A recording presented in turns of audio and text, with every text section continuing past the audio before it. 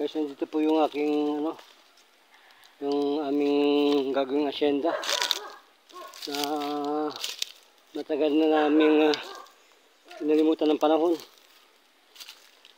Guys, yan. Aming gagawing bahay pag umuwi dito sa Buwak Marinduque. Malit namin na dampa-dampa. Aming sakahan. Yan guys. Dito kasi napunta yung aking angel dati. Dito ako lumaki sa kabila. Yan ang lukaran namin. Araw. Yan guys. Pupunta tayo dito sa isang mga ng baboy.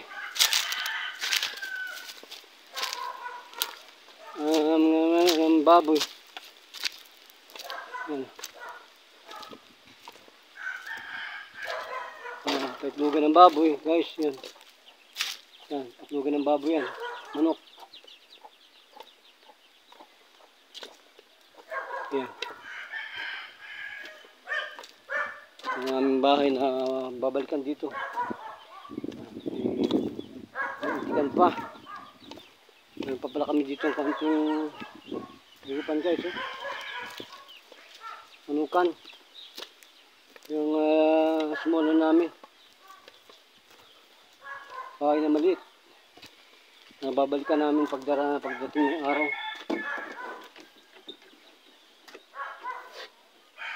Yan guys. Hindi na ako papasok sa loob. Hindi kami magkakaroon ng magandang buhay pagdating na tanda namin guys. Yan. Sa tanda, dito po kami mamamalagi. Yan. So, paano po? Diyos mabalos. Babalik ulit po tayo ng Manila by